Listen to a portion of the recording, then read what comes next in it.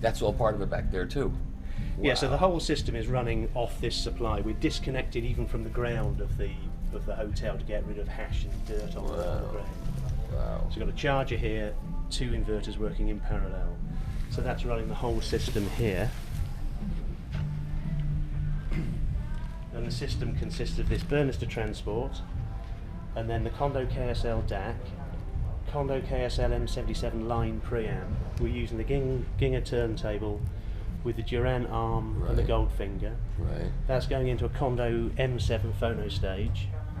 And then we're powering this system from these Gakuo, which is a push-pull 300B, using 1950s vintage Western Electric valves. Then the whole system's connected together with Condo silver cable. Okay, and then this is the electronics for the subwoofer. Oh, I thought that was an air freshener. It's a greenhouse heater. Right. So there's a passive high-level filter here, then a 500 watt Class B amplifier, and then more passive filtering in the sub. Whoa. Okay, so that sub's 350 kilos. It's made with a 50mm cabinet in 2 layers. This example is in a high gloss polyester lacquer with Macassar ebony laid to a sunburst motif, and we've got the sunburst motif on the top. The badge is an assembly, so that's 24 karat gold plated Boss with an inverted circular ziggurat leading down to the silver Made in England badge and the silver Living Voice Vox Olympian badge, and that's sterling silver with a hallmark on the back. Okay. Then we have the Vox Olympian, which is the satellite speaker. So that's working from about 30 Hertz with a degree of EQ up to about 70 Hertz. We've got a 15-inch Vitavox driver here with an Alnico motor, paper diaphragm. That's loading into an exponential trumpet and crossing over at 500 Hertz to this exponential horn here, which has got a modified Vitavox made for us by Vitavox in Bristol, S2 driver, with a bronze compression chamber and bronze encapsulation with our own compliant suspension. That's working up to about 5 kilohertz. Then we've got this relatively narrow dispersion section of an exponential. It's not a true exponential geometry, which is covering 5K to about 18K. So we're using the air mass as a low pass filter there. That's crossing over to this, which again is a TAD drive unit, the ET703, which we damp with this bronze encapsulation. That's working from the 18K to 45 kilohertz, so BAT territory, 45,000 cycles a second. I'm hearing all that at my age. It's amazing. It's amazing how it matters What'd even though say? you can't hear. I know. Okay, so if we come around the back matron, the drive units have got this lovely sort of steampunk, but not so steampunk that it's camp. It's got a lovely Edwardian gentleman's contraption feel about it. You can change the volume level output of the mid-range and the tweeter and the super tweeter via these controls here, but obviously that will affect your phase integration that you've designed into the loudspeaker. So the speaker has a facility to move this assembly in total relative to this index here, so that you can realign the phase. But you tell people who would buy this not to touch this once you're done don't with touch it. Let me touch it. You should really take those knobs off of there and lock them away. Well, they have a lock so that maids and children can't touch them. Good, because I know how audiophiles tend to be. Maybe I can make it a little better, and then pretty soon they don't know where they're at, and then they get all neurotic, and then they call you. You got to fly over there and fix it. So up here, this carriage here can move fore and aft on this thumb wheel by infinite increments. Then if we just have a little look at the finishing here, so we've got short grain Macassar here, London plain stringing, and then Amboina burl, probably the most expensive veneer in the world, laid in this symmetrical pattern that runs down through the speaker.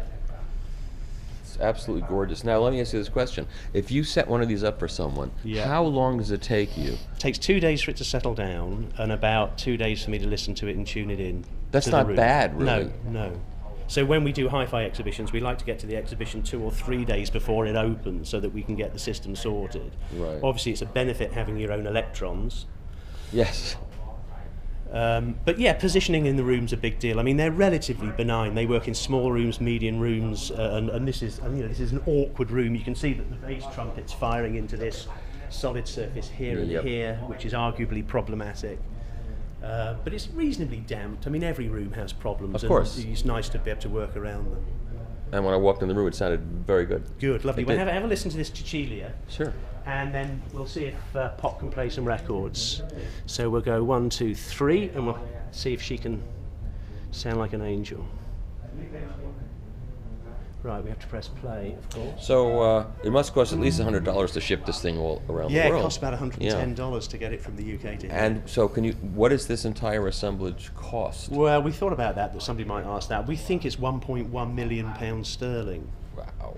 So $2 million. Yeah. Well, in this livery, the Vox Olympian is £375,000 excluding VAT, ex-works. Wow. And the Vox Elysian, sorry, this is the Vox Olympian, the Vox Elysian is $250. But this is an extremely high-end finish. This is made by an English cabinet-making firm that does the high-end furniture interiors for the De Vries and Van Lent yards in Holland that make the finest super yachts in the world, Fed Ship, Absolutely Royal beautiful. Houseman and so on. Now, so how many have you sold? 8. You have? Yeah. Wow. And I imagine starting up a company like this and getting this done must have cost a lot of money just to start it up. Well, we have 2 businesses. Definitive Audio, that's been a retail business in the UK selling high-end audio, including the Kondo electronics, for the past 25 years. I see. So that helped fund this project. And you're well steeped in that marketplace, then, Yeah, of the kind of people that absolutely. would be interested in a system like this. Yeah. And we've been making horn-loaded loudspeakers since 1991. And this is really the culmination of I was 25 going years. to use the word culmination because that's what this must be. It doesn't get culminated much beyond this, I don't think. No, I mean it is. It was born of passion, and you think that you must turn it into something realisable for the few lucky people that can afford it. Yeah. And how big are the rooms where these are placed? Vary. Yeah. I mean, usually big, usually this yeah. kind of size. And what part of the world are most of these? Austria, Thailand, I think London. the Madrid. people here, their interest in music and their love of music really exceeds that of many places that I've been to. I've never seen this kind of passion about hi-fi and music, especially it's among young wonderful, people. yeah. The demographics at this show are very young. Like I'm like the elderly here. Usually when I go to hi-fi shows in America, I'm in the crowd of what most people are the age group. But here it's encouraging. it's very encouraging. And I find Munich encouraging. Yeah, You that know, show there's is a fantastic. lovely, forward-looking, optimistic positivity yes, at that show. yes. All right. Well, how about some music? I think Lovely. that's.